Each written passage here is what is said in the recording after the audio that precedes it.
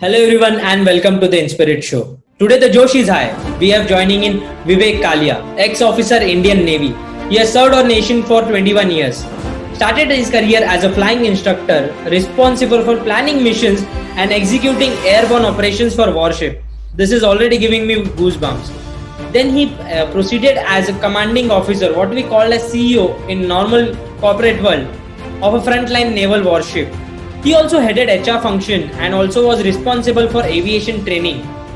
Finally, he decided to retire as a director of procurement with Indian Navy, and right now he is heading business operation with OEM giant Airbus. Today we are going to talk on synergy between services and corporate industry. What exactly we can learn as a leader, student and organization from Navy and aviation industry. We know when it comes to procedures and regulation, these guys are really very strict. So what is the importance of having procedures and regulations? And finally, how to deliver value through training and development programs. This all is going to help us in building high performance team and super organization. So I am really very excited. Thank you for joining in, Vivek. It's our honor and at the same time pleasure to have you on this show. Welcome to the show, Vivek.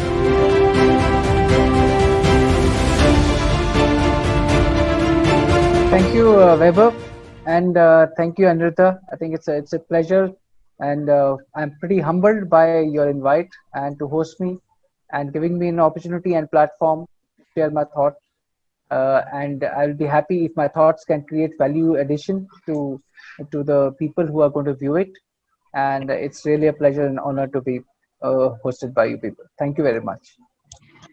Sure, great. And yes, the Josh is high as Vaibhav said it. And what I'm going to do is I'll start with the first part wherein I want to really understand, the parallels between Indian Navy and let's say Indian corporate sector. So my first question to you is that you've held and steered many important positions for Indian Navy, and now you're heading the aviation training in at Airbus, and also you've been the commanding officer of frontline warships to head HR at Naval Aviation. What has it really, taught you in terms of how business operations can be streamlined better, or even how people management can be streamlined in a procedural format? Yes, so Anrita, yes, Navy has groomed me pretty well as regards to giving me and routing me through various assignments right throughout my 21 years of career, whether it was being in leadership positions on board the frontline warships or to head the HR of naval aviation, almost 800 plus officers, being at the helm of the affairs on board a frontline warship where the buck is supposed to stop with. And now moving on from there, coming on to, I would say, the corporate career has started again. It has again started. It's transitioned well into my core domain, which was aviation and aviation training. And I have transitioned well into the new role where I'm again looking after now the commercial training with one of the biggest OEMs, aircraft OEMs in the world. So what really is the differentiating factor in the type of work culture? Say work culture, I will say both are professional work culture which are there. Goals and the outcomes are a little more tangible in the corporate world because the things are very much you can determine them, you can actually account for them. It is more related to the revenue, the profit and loss. It is more with regards to that. Definitely, people remain the backbone in both the organizations, whether in the corporate or in the military. But I think the results and the outcomes which are there, they are much more tangible and they can be defined because it is more to do with the money and the growth which happens. Whereas in the corporate, in the military, these things which are there, we a lot of people can say that we spend the money which is the taxpayers pay. Even I am the taxpayer in part of that. But our goals which are there lie more in the intangible domain, which is there where to guard the country. You can always convert it into remuneration. You can convert it, monetize it also. But I think it remains in an intangible, which has got actually a greater and a larger, higher value. But I think the professional ethics, which remain same, the virtues remain same. That is the discipline, the integrity, the honesty which has to be displayed. it remains same. Whether you are working for the corporate and creating value for your organization, or you're working for the nation and guarding the country and guarding its values, I think the professional backbone in both the organizations remains same. The style of working is little different. Yes, it is little more collaborative in case of corporate, but it is little more direct in case of services, where sometimes you can take sometimes you are required to take views and opinions, but sometimes you are required to give a direct orders which you would not like to be countermanded because of the situation which it demands is there. Otherwise, I would say the backbone of both the places, both the work cultures remain the same. It is based on solid foundation blocks and the virtues. Times what I found is that people are not taking that accountability and ownership. It is more the mindset is more on doing that activities.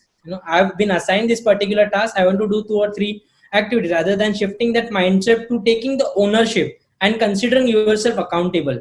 Right now you said this situation which we are sitting right now is very uncertain.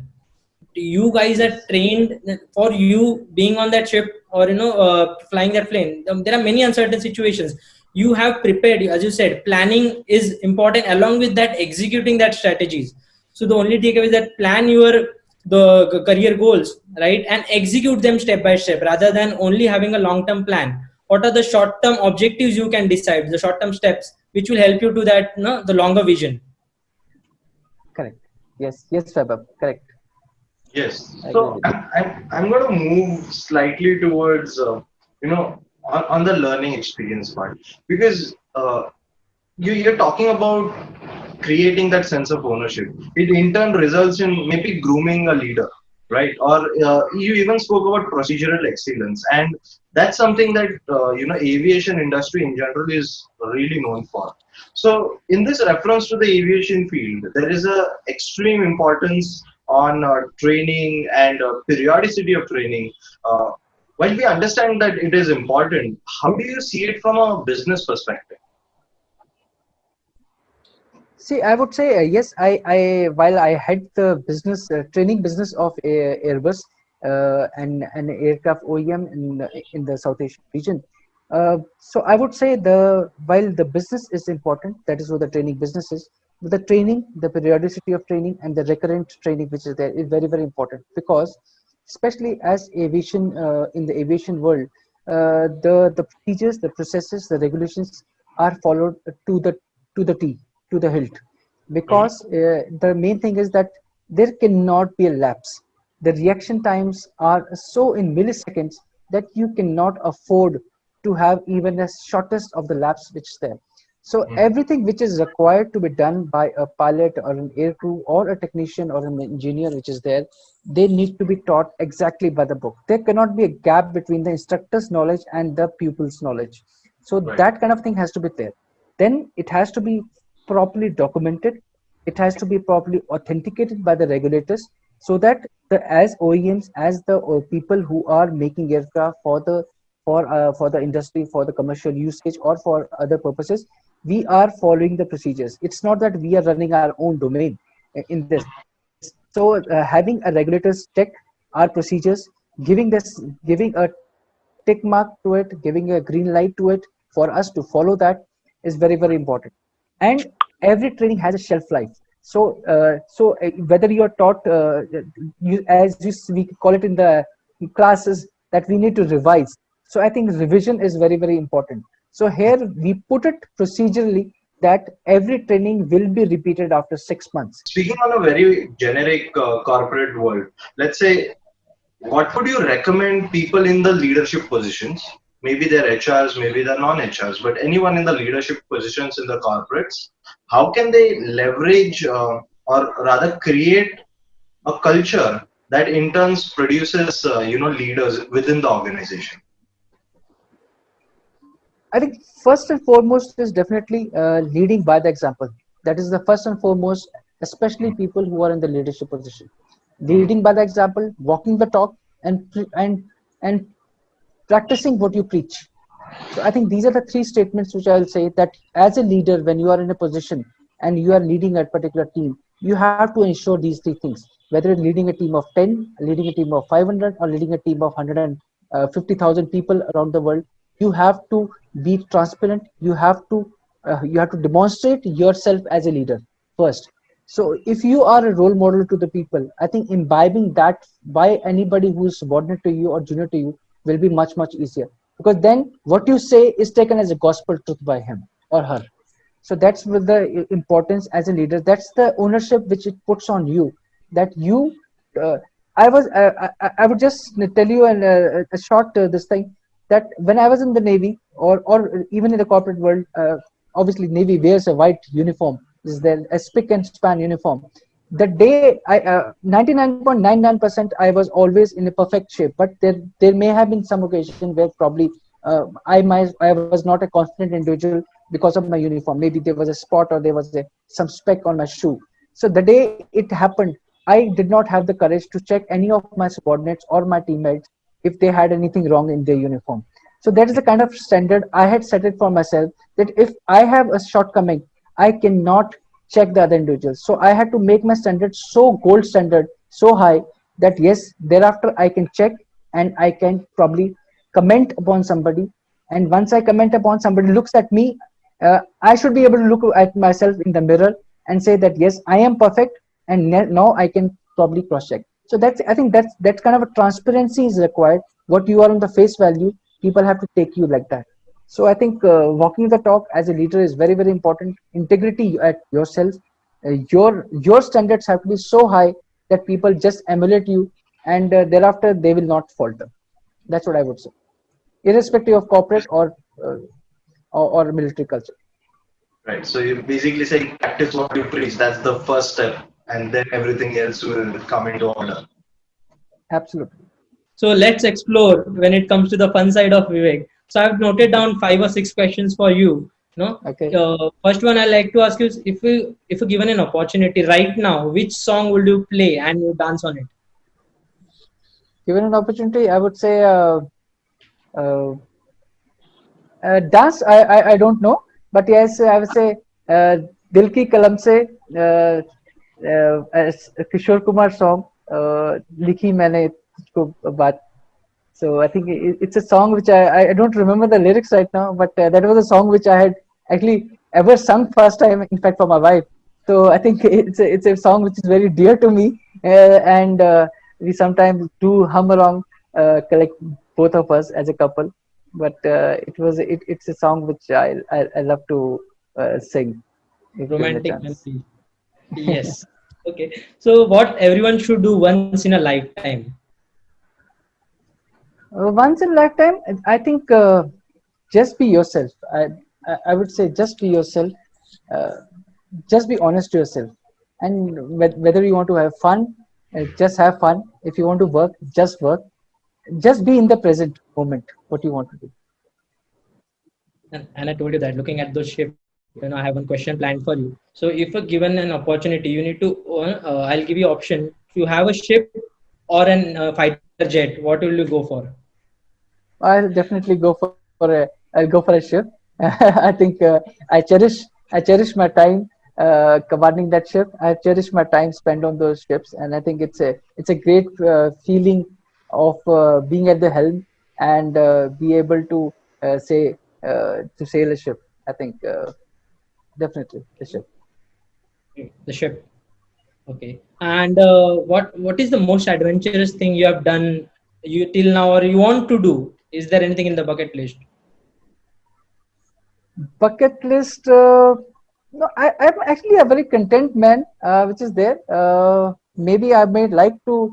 Maybe I may like to do either a skydiving, or I might like to do a scuba diving. But I'm generally a very content man, so I don't. I'm not too adventurous a person. But yes, if given a chance, I may like to do a scuba diving or a skydiving, something like that. This is also there in my bucket list. I want to do skydiving. Scuba diving, Anirudh has already done. I want to do it. And this is very interesting. If you are asked to sing a song in following situation, first one is happy. Which song you'll go for? Sing a song when you're happy. And the same song which I said, the same song, Okay. Likhi Tujhe Jo Baati. Okay, when you're angry.